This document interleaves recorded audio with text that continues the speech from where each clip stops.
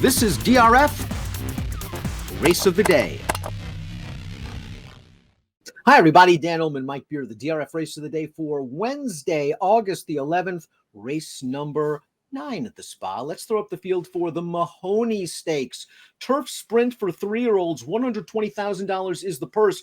You can download free Formulator Pass performances for this event on the Race of the Day event page at drf.com. Access them and handicap along with us. 5 Fire Sword entered main track only. 4 Jackson Traveler is your morning line favorite. Multiple stakes winner on dirt. Stakes placed on both synthetic and turf. And there are no golden pals in here for him to deal with. Yeah, I mean, I guess if you're a Jackson Traveler fan, you do like that he's probably in an easier spot this time without golden pal to deal with. We'll see. It does seem like he can handle any kind of a surface, Dan, so I have no problem with him being the horse to beat. Let's start off the time from US Pace Projector. Personally, I like Jackson Traveler a little bit better when they use his speed. He's been rating in his last few races, and he likely is going to fall into a good trip because both the one Into the Sunrise, the 7 Momos have speed. Into the Sunrise especially has to go from the rail. Yeah, I think Into the Sunrise will come out of there running from the inside, and I guess he's fast enough, Dan. When he won 2 back, that pace wasn't very fast down at Belmont Park, but I thought he went a little bit quicker last time, and in a lot of ways, his most recent start when he won that stake at Ellis, I think that's the best race he's ever run, so he probably comes into this in really good form.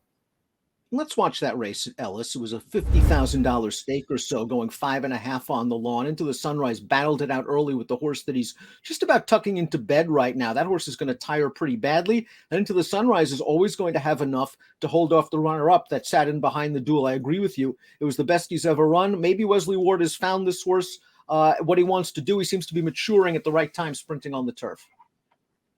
Yeah, I mean, it seems like he's just getting better with every race. And I liked his performance last time. Up until that race, Dan, to be honest with you, I wasn't a huge fan.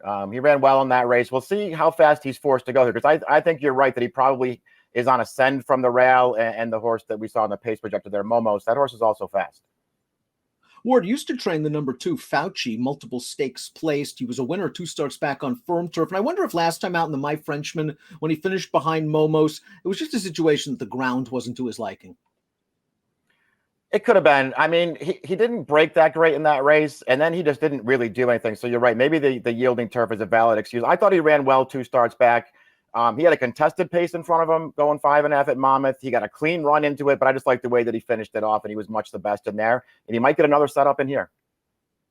Sky's Not Falling is a hard-hitting gelding. He's hit the board in 8 of 11 starts and earned a respectable figure 3 starts back, coming from off the pace, sprinting at Pimlico. Last time out, in against Virginia Breds at Colonial, ran okay to be second, likely has to do slightly better. Yeah, I think he does have to do better. He's 9-2 on the line, which doesn't feel like a great price to me. I guess he does have the figure, though, 3 back, that says he's a contender in here. If nothing else, Dan, boy, he was in a lot of traffic last time at Colonial Downs. I don't know if he was going to win that race, but he might have won it. He was held up in traffic for a long way. Let's watch Jackson Traveler's effort in the quick call, his turf debut. He ran quite well, considering the horse he's chasing, Golden Pal, Wesley Ward claims, might be very well be the best horse he's ever trained. Golden Pal went to the front. Jackson Traveler was on a hard chase. Jackson Traveler's paying the price right here. He's going to tire and just miss the place. Yeah, I mean, I guess maybe he ran the second best race here, even though he can't hold second at the end. It's just a tough situation to have to chase a horse like Golden Pal, who's just a lot better than you are.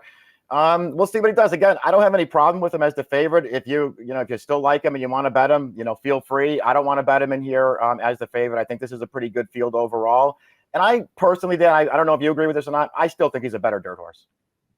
Fire Sword entered main track only. Let's move to the number 6, Awesome Jerry. Turf debut for this son of Liam's Map. I think he's better sprinting. And he's won first 2 starts sprinting. They had him very, very briefly on the Kentucky Derby trail. They ran him in the Holy Bull, the Tampa Bay Derby, the Jeff Ruby Stakes. Somebody wants to do. They've cut him back in his last 2. He's been slightly improved. I wonder if he was one of those kind of early 2-year-olds, though, Mike, and maybe they've caught up to him. Yeah, maybe he was. They finally did cut him back in his last 2 starts. I guess he's run okay, Dan. I don't think he's run great in those races, but I agree with you. He's probably a sprinter. Whether he's a turf sprinter or not, I don't know. I don't really feel like he's bred for the grass. Boy, this trainer is really struggling at Saratoga right now. I'm going to avoid this horse. Momos, the number 7, has run well on the turf without winning. Graded stakes placed at 2, sprinting. Let's watch his last race. The My Frenchman finishes ahead of Fauci. Showed speed over this yield and going. He looks like he is under siege and about ready to start backtracking through the field. And he's just going to dig down deep, and he's only going to get beat a neck by the heavily favored Chasing Artie. This was a good performance for a colt that's always hinted at some potential. Yeah, he has. He's another horse that seems like he's equally good on turf or dirt. They move him back and forth. He runs well on either surface. He was really good last time.